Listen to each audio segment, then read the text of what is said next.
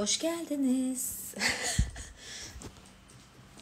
Yapmacık mı oldu hoş geldiniz demem, bilmiyorum.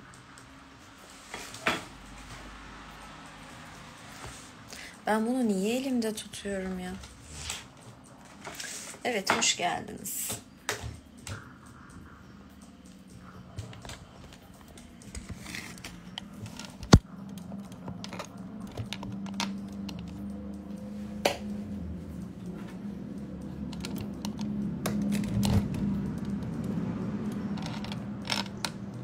Kahve mi? Bu saatte kahve mi içilirmiş ya?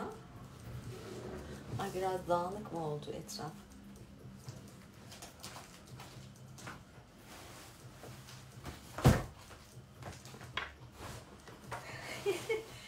Evet.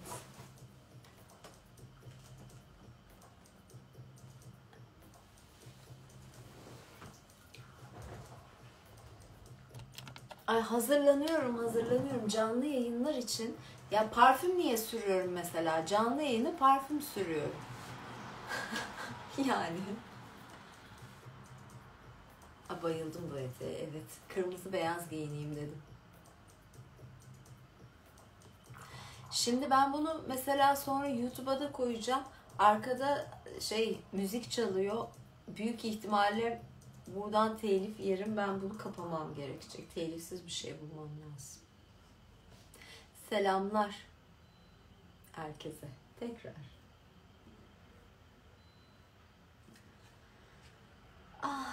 Evet. Ya tabii parfümde öyle bir etki var yani. Özellikle Yasemin, gül kokuları, bunlara bayılırım. O yüzden de sürerim. Yani vazgeçemediğim birkaç koku tarzı vardır. Onlarda daha çok çiçeksiler, yaseminler, güller falan. Bir de böyle parfümler alıyorum. Gerçek çiçek özü. Kamerayı birazdan yerinde değiştiririm. Siz şu storyleri izlediniz mi bakalım?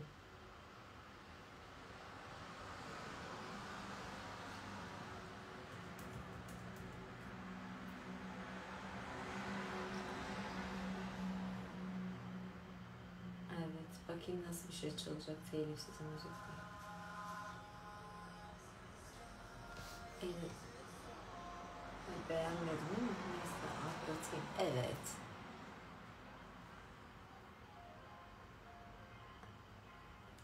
Yani ben şimdi reklam yapmayayım da bir yerli firma var.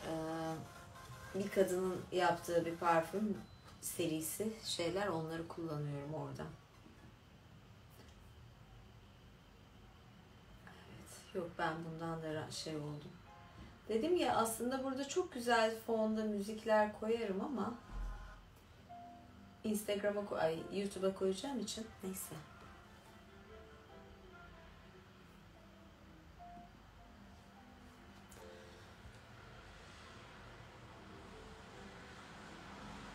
Ha.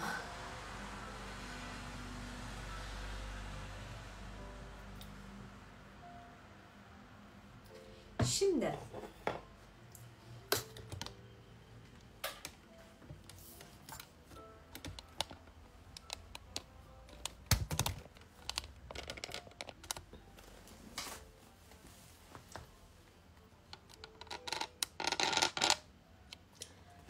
evet ya, artık beni yabancılar da yurt dışından da keşfettiler. O yüzden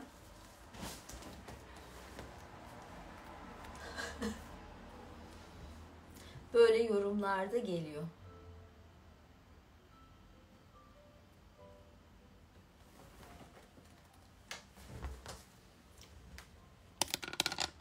Şimdi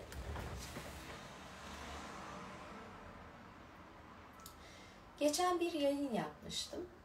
Yayınımda ataerkil düzen, anaerkil düzen, bu kadın erkek mevzusuyla ilgili konuşmuştum. Daha doğrusu öncelikle bir kitaptan, Sapiens'ten bir bölüm okumuştum. Sonra bir bölüm daha ve üzerine biraz yorumlama gibi oldu ve benim bu çok hoşuma gitti. İnsanların da hoşuna gitti.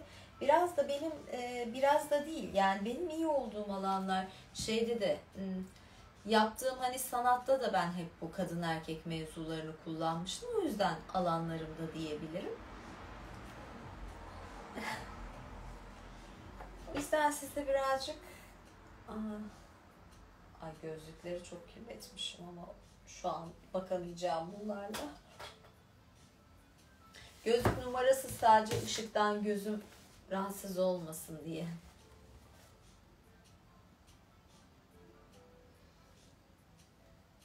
Evet.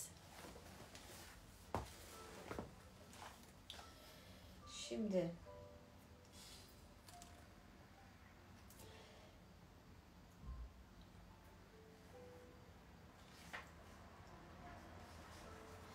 yani hele eskiden kadınlar bayağı bir ikinci sınıftı. Bununla ilgili mesela kitapta bazı bölümler var. Bunlardan size okuyabilirim. Üzerine konuşabiliriz. Ama şu anda mesela size nasıl geliyor? Kadınlarla eskisi gibi bir durumda değil. Kadınların bir yükselişi de var. Bir taraftan tam zıttı da var.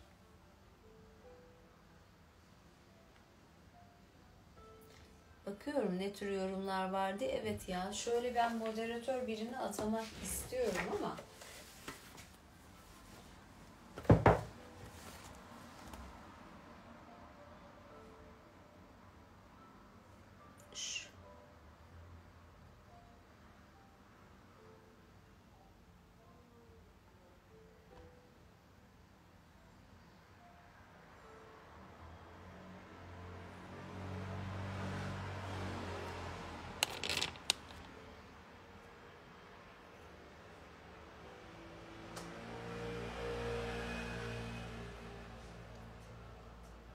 evet, eklemeyi düşündüğüm moderatörü bulamıyorum.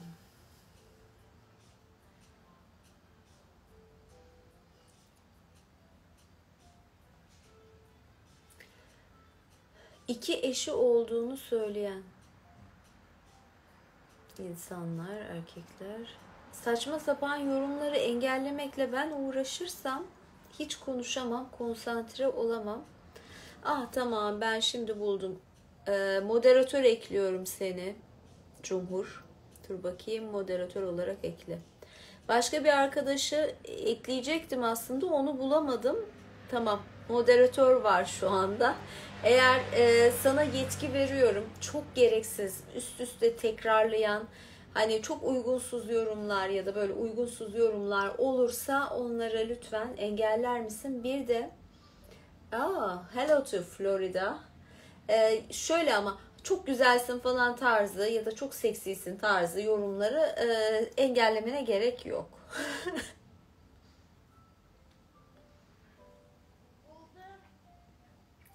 Evet. Neyse moderatör var zaten ama kimseyi yayına almayacağım. Seni de ekleyeyim. Ben dur bakayım. Şey yapamadım ya. Ben birine engel koymuştum. Geç kaldın ya. Buradayım diye bekliyordum seni moderatör olarak aktarmak için tanıdığım başka birine verdim yetkiyi. Ama bundan sonra daha fazla Instagram'da canlı yayın yapacağım. O bakımdan bir dahakine artık. Icardi ojesi nedir bilmiyorum. Yok. Şimdi artık ona göre mesajlar gelmiyor.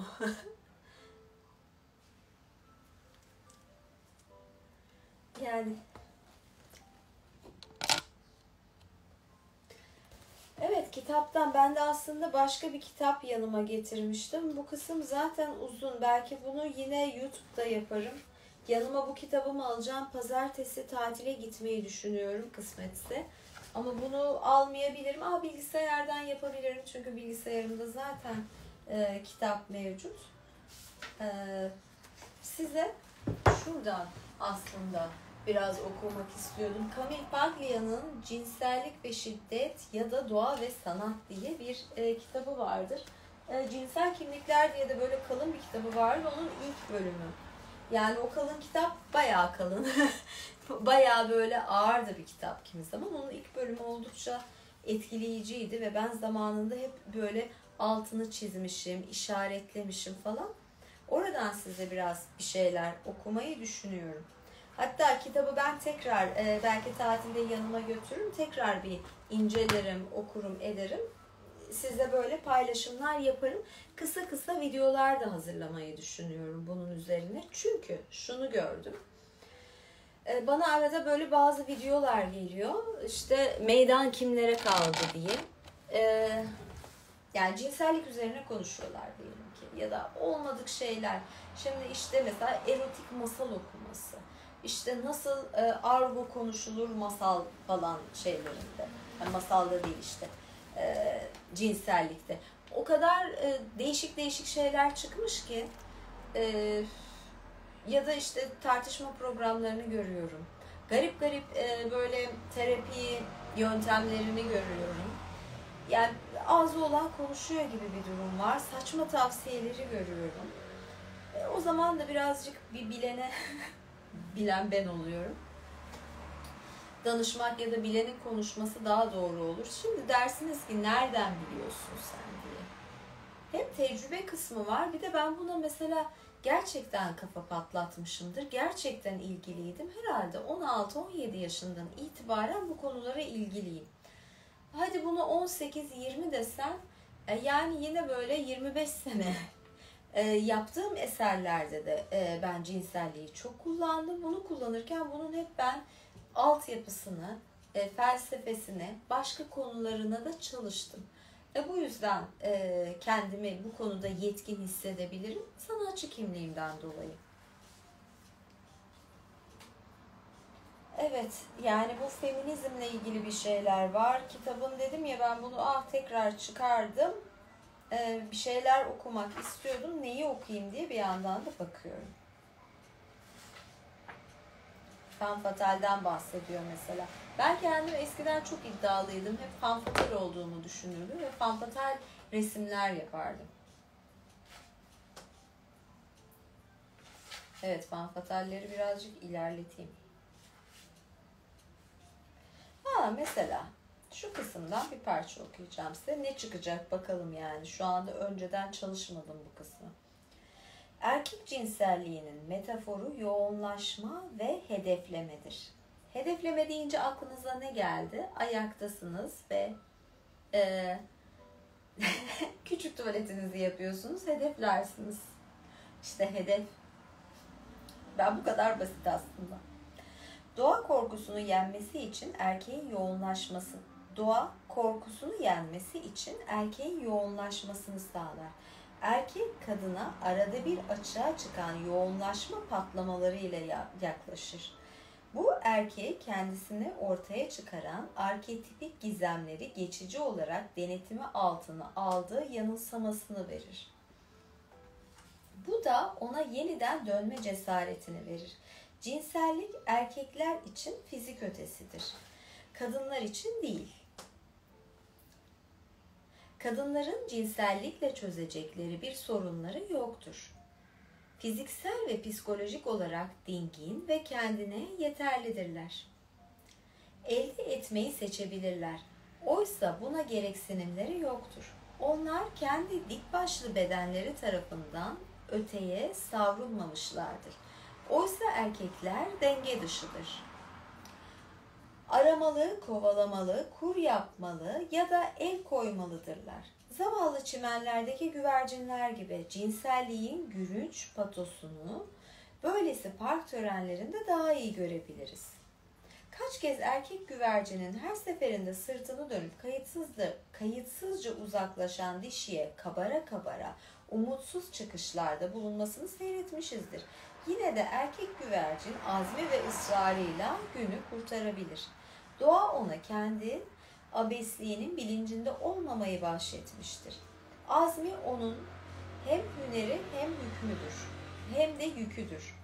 İnsanoğlu söz konusu olduğunda erkekteki cinsel yoğunlaşma benim kadın ve doğayla özdeşleştirdiğim duygu ve enerjinin tehlikeli kitonyen taşkınlığını bir araya toplama ve zorla sabitleme aracıdır. Cinsellikte erkek kaçmakta olduğu gayyaya sürüklenir. O yokluğa gider ve oradan geri döner. Yani şimdi mesela şeyi düşünüyorum zaten. Bu seneki bir formatlarda böyle şeyler yapacağım. Mesela bir bölüm okuyacağız. Başka tarz kitaplardan da düşünüyorum. Bir bölüm okuyacağız ve onun üzerine konuşma ve açıklama gibi. İlk başta zaten hedef odaklı hedefleme dedim ya. Yani düşünürseniz küçük çocuklarda kim daha uzağa çişini yapacak, kim hedefi vuracak gibi oyunlar falan da vardı erkek çocuklarında. Bu hala da devam eder aslında. Büyüdüğü zaman dahi erkekler, o zaman da bu bir kadın için geçerli olur. O kadını elde etme yarışı, orayı hedefleme yarışı gibi şeyler mevcut. Bakayım neler. Yayın kesildi mi şu anda? Ben niye bunu yapmamışım ya? Normal.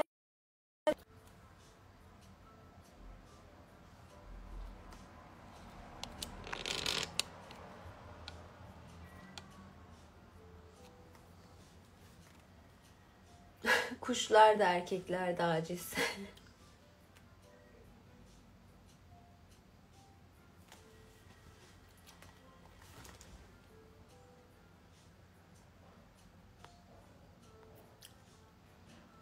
Ya gerçekten YouTube'da daha iyi yorumlar görüyorum. Gerçekten. Yani burada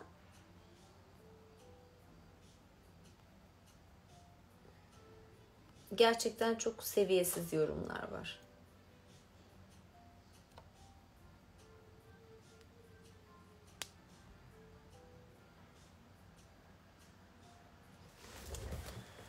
Yalnız moderatör de bu yorumları neden tutuyorsun?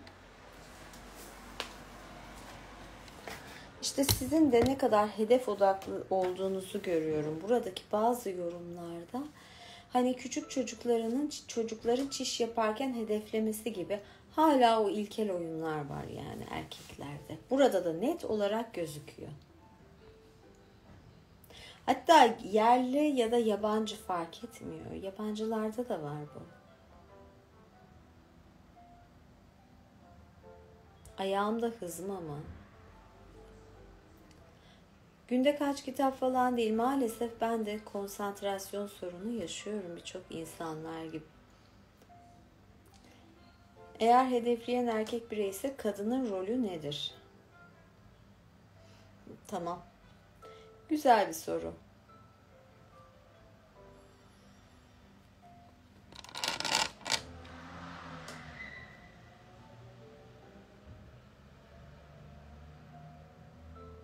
Gerçekten moderatör nereye gitti? Bak ben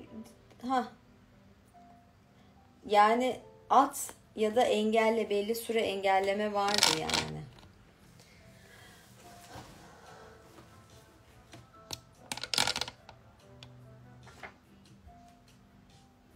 Kaslarım güzel aslında, bu spor yapmayan halim son dönemde. Tek bir moderatör ekleyebiliyorum. Birini daha ekleyecektim, yapamadım yani. Evet, kadınların durumunu erkekler hedefliyorsa kadınlar ne yapıyor diye şey yaptılar.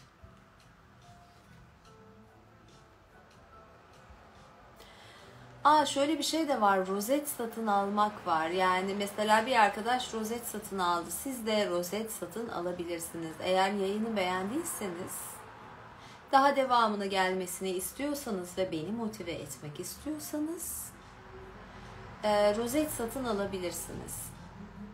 Yani bu YouTube'da çok daha fazlası oluyor. Burada gerçekten pek bir şey yok. Felsefe kitapları zaten okumayı düşünüyorum ama buradaki platformda o kadar abazan bir kitle var ki.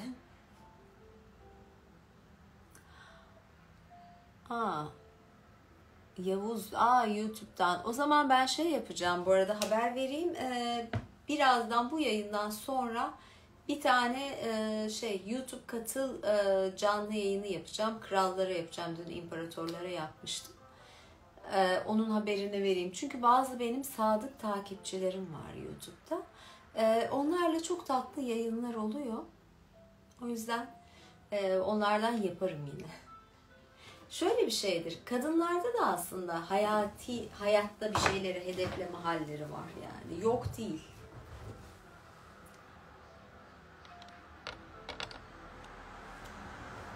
Hatta günümüzde kadınlar için en büyük hedef şey haline geldi.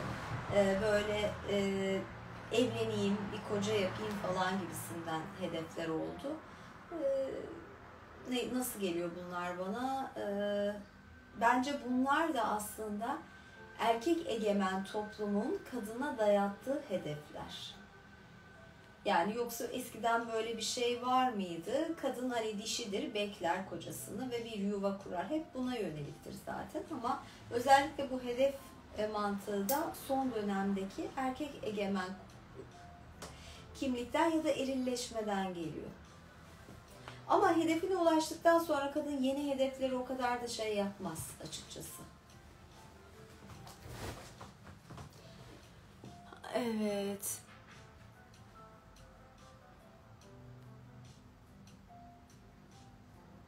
İlk defa yayına gelenler için kendimi tanıtabilir miyim? İlk defa yayına gelenler mi var? Tanımayanlar mı var? Şöyle bir şey, bu arada yurt dışındaki kişiler için, bu YouTube yayınlarım için ben şöyle bir kolaylık yaptım. YouTube'da yaptığım yayınları kaydediyorum ve Patreon'a atıyorum. Patreon'da sabit bir ücret var, tek bir ücret. Yani dolarla bir ücret. Ama $700 değil. Buna üye olabilirsiniz. Patreon'a üye olursanız bir sürü eski videoyu da göreceksiniz. Kaç aylık bir birikim var videolar konusunda. Tavsiye ederim.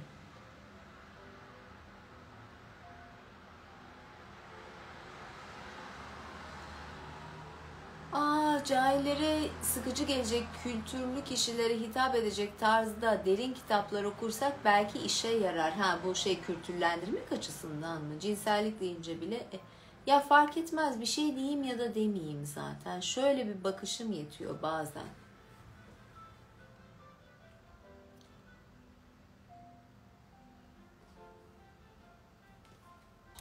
Evet. Evliliği kadınlar daha çok istemez mi? Zaten kadınlar istiyor ama şöyle bir şey var.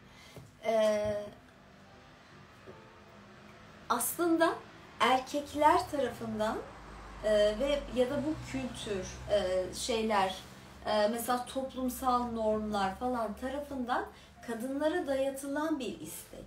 Yani kadın belki de evlenmeyi istemeyecek. Düşünürseniz kadın evlendiği zaman ömrü kısalıyor. Kendine bakamıyor. Erkekler rahat ediyor. Yani kadın evlenmeli mantığını da dayatan aslında erkek kültürü. Ondan sonra da evlilikten kaçan da yine erkekler. Yani şey gibi evliliği bir hayal, bir pembe böyle bir pembe hayal gibi gösteriyorlar. Kadınlar bunu istiyor çünkü erkekler bunu istetiyor. Kadın bunu istiyor, tam erkekler de istetmiş oluyor, sonra erkekler kaçıyor. Ondan sonra şey gibi eşeğin önünü uzatılan havuç gibi devamlı ondan sonra kadınlar evlilik peşinden koşarken erkekler de bu durumdan faydalanıyorlar. Sistem de zaten buna yönelik oluyor. Evet, biraz daha bakayım şöyle.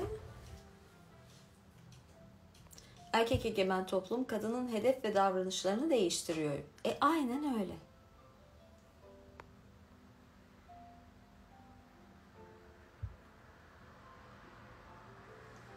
Sergi şimdilik bir tarih, bir şey yok. Yani var başka planlar, projeler.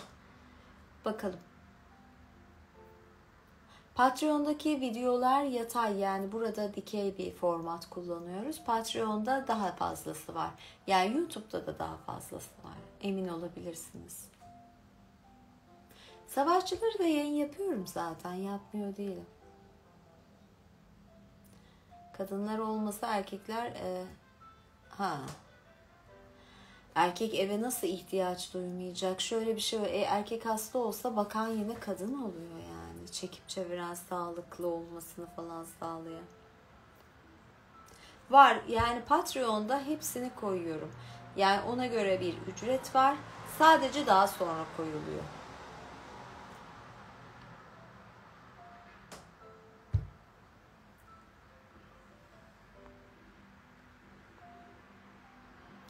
Yayın düşüyor.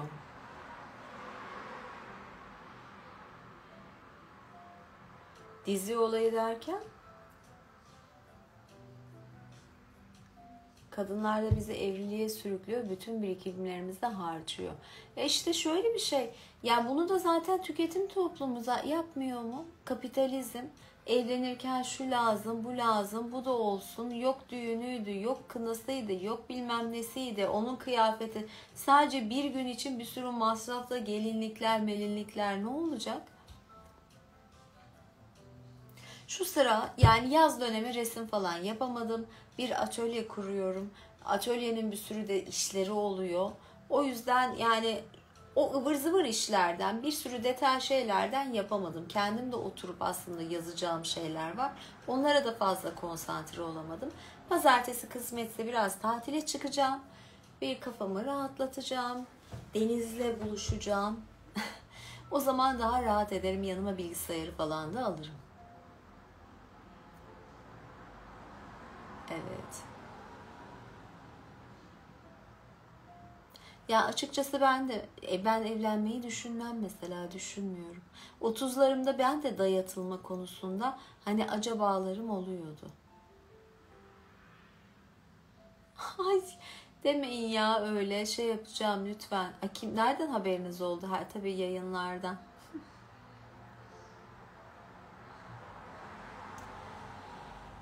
Evet, ne kadar süredir yayındayım bilmiyorum. Fena gitmiyor. Var mı sorunuz? Güzel sorular geliyor bazen, bazen de. Yaşım kaç? Burcum. Bunu bilmiyor musunuz? Bir sürü, o kadar ben saklamıyorum açıkçası.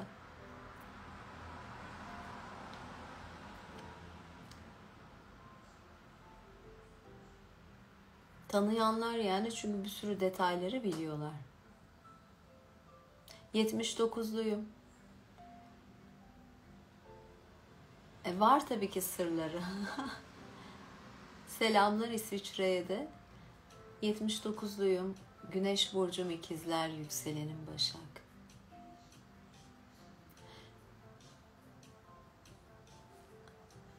Büyük şeylerden hoşlanıyorum. Evet, büyük şeylerden hoşlanırım. Severim yani. Birçok kimse sevmez mi? Resim öğretmenliği yapmayı düşünmüyorum. Özel dersler falan zaman zaman veriyordum. Şöyle bir şey, önümüzdeki dönemde biraz daha Ekim sonu, Kasım falan gibi atölye çalışmaları yapmayı düşünebilirim ama önce kendi yerimi biraz daha oturtmam lazım. Bir de yayınlar gayet de güzel gidiyor. Yayınlar için farklı konseptler de düşünüyorum. Belki biraz daha cosplay, roleplay falan gibi şeyler düşünüyorum. Onun için de ufak ufak hazırlıklar yapıyorum. Dediğim gibi yeni mekanla ilgili yapıyorum. Orada farklı farklı sahneler, sahne diyorum, ya da bir şeylerin önünde yayınlar falan açabilirim. Böyle yenilikler olacak ama gerçekten çok böyle, nasıl diyeyim, biraz bunaldığım bir hava değişimine ihtiyacım var. Bolca denize girmeye ihtiyacım var. O yüzden Akdeniz'le Ege'nin kavuştuğu bir yarımadaya gideceğim. Anlarsınız sonra nereye gittiğimi. İtaatkar kitabından da yayın okudum. Yani şey yaptım zaman zaman.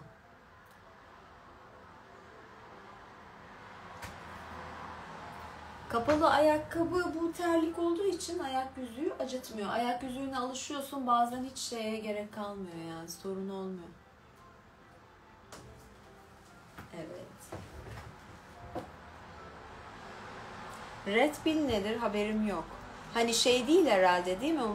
Matrix'teki mavi hap, kırmızı hap falan değil. Yoksa haberim yok yani.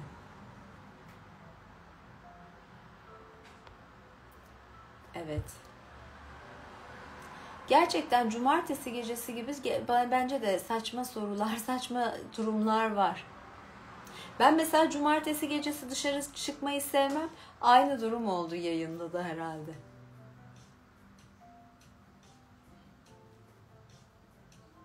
O zaman güzel sorular gelsin ki.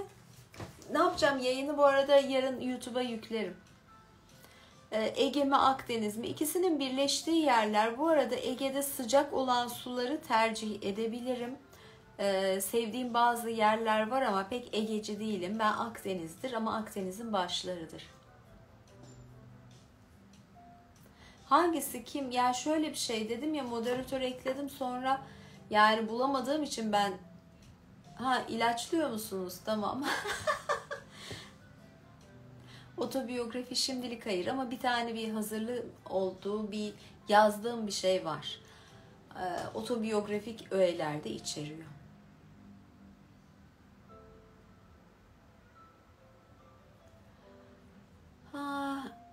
Doktor Redbill mi? Kadınlara bayağı sert davranmamızı istiyor. Kadınlar öyle seviyormuş. Bu kadınına göre değişir ama yani. Bunu şey yapamazsınız ki.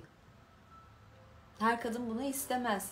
Ama belli bakımlarda, bazı yerlerde doğruluk payı var. Deniz. Deniz mi, tarihi yerler mi deyince özellikle şey de olabilir. Yani ikisinin birleştiği yerleri de severim. Roleplay evet, katılı özel olur ama daha yaptım demiyorum. Yaptığım zaman söylerim.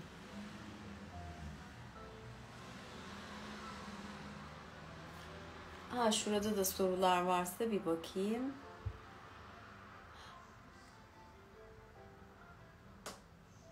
Hedeflemekten kasıt bir şey arzulamak, onu hedeflemekte. Yani arzularsın ama bazen bilirsin, dersin ki ben onu arzuluyorum ama zaten şey yapamam, ele geçiremem bile dersin yani.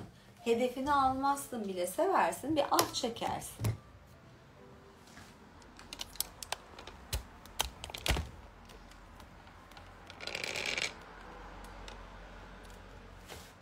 Herhangi bir idolüm yok.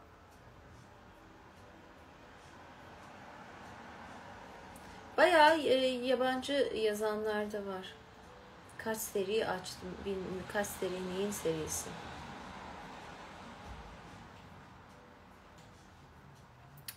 Evet, saat 12'ye geliyormuş. Bayağı da olmuş. Herhalde ben neredeyse yarım saattir yayındayım. Yavaş yavaş yayını sonlandırayım, kapayım. Ama ara ara yayınlar açacağım. Bazen sürpriz olur, bazense nasıl diyeyim, bazense sürpriz olmaz, haberli bugünkü gibi. Bugün haber verdim. Bayağı da bekledim aslında. Saat 10'da falan da yapabilirdim. Sonra şey yaptım, biraz erteledim. Bir hayvan olsaydım ne mi olurdum? Kedigilleri seviyorum aslında. Öyle bir şey olurdu. Kaplan olabilir. Mesela. Kaplandır aslında ormanın kralı.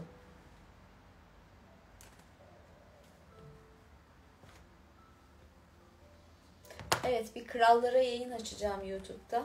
O yüzden kapıyorum. Çoktandır onlara yayın açmamıştım.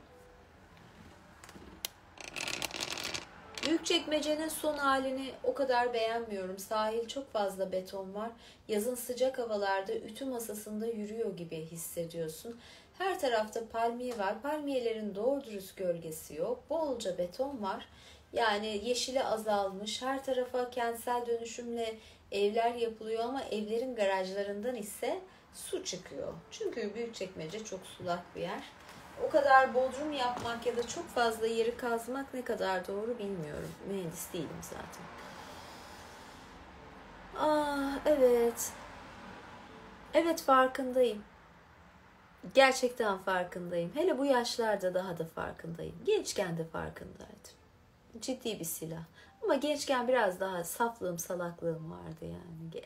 Gerçekten. Evet. Görüşmek üzere diyorum. Umarım tatildeyken de bir yayın açarım oradaki ortamda. Güzel olur diye düşünüyorum. Havanız değişir. İstanbul soğuyacakmış.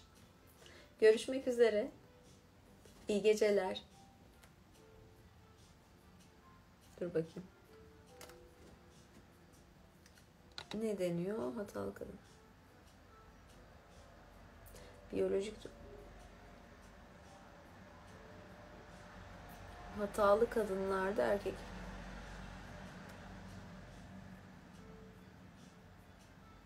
Yogadaki ya en sevdiğim kitap şu diyemem. Hepsinin dönemleri de var yani. Bak, güzel sorular sonradan gelmeye başladı.